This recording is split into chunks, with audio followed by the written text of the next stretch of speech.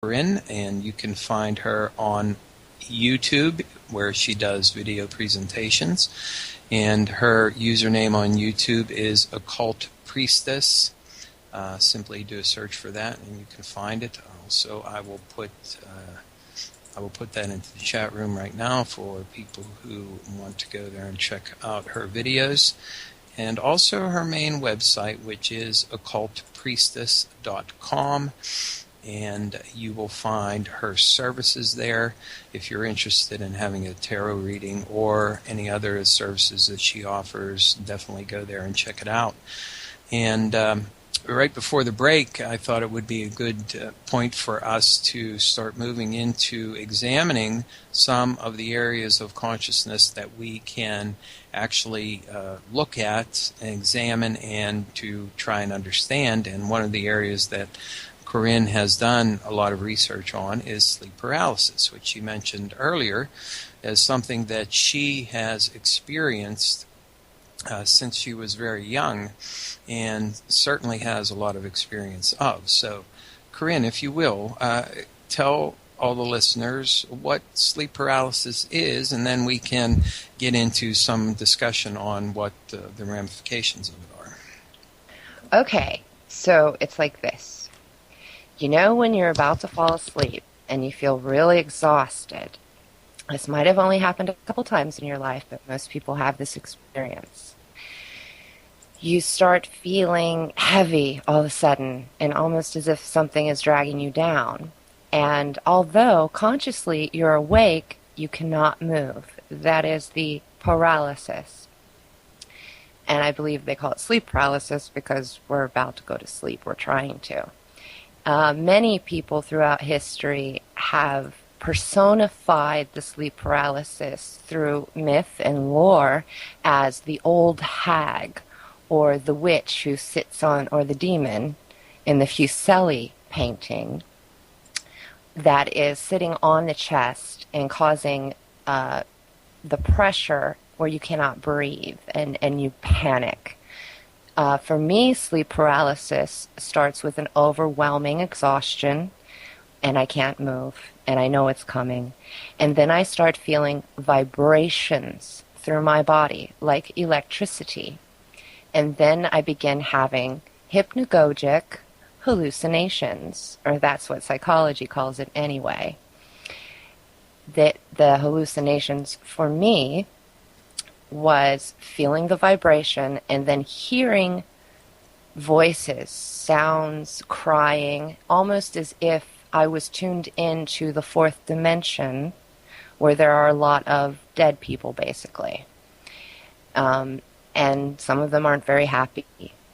And it seems as if I was lifting above my body at that point, and I was no longer in the third dimension consciously. I was in the fourth. And feeling the vibrations in my body is the actual raising of vibration so that the soul or consciousness can get out of the physical body and travel. Okay, guide me now. Well,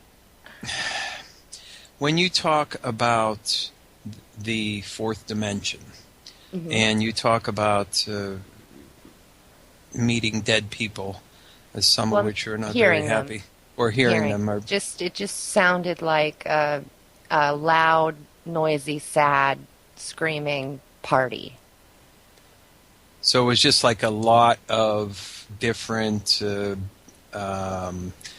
minds all together. Yes. So to speak. Very much so. Very much so. Okay. So this fourth dimensional realm is an actual physical place?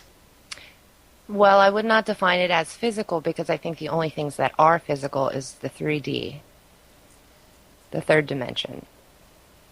Because you can see it, it's a part of your senses as far as seeing, feeling, touching, your physical body, your senses. It's a place that we can access, though. Indeed, with our consciousness.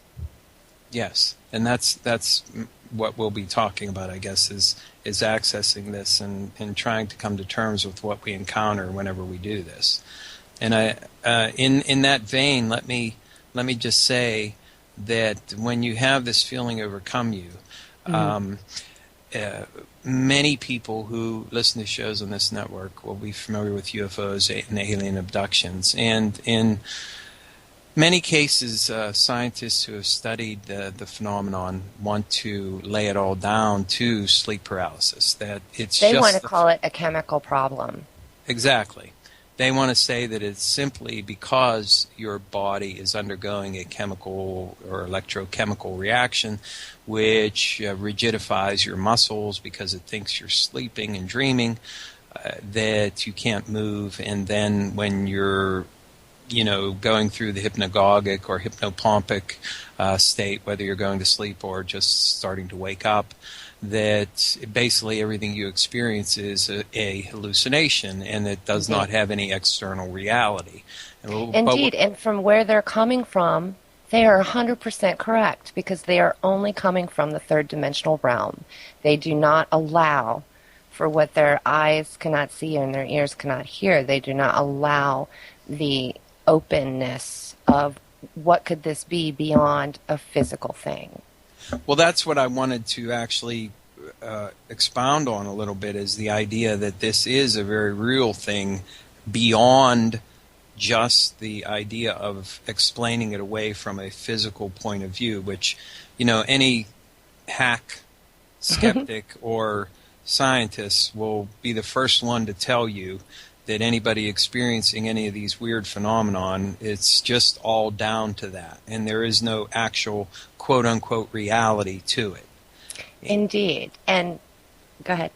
And I wanted to then further say that when people experience either abduction phenomenon, or they come into contact with, shall we say, other than human entities or intelligences or minds or consciousnesses, if you want to use any of those terms, that they do have a reality beyond just your so-called hallucination.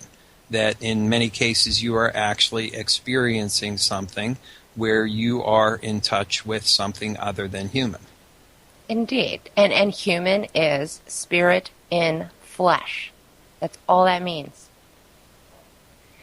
And I would like to say that as an alchemist, as a hermeticist, I understand that any chemical process in the brain is a symptom of something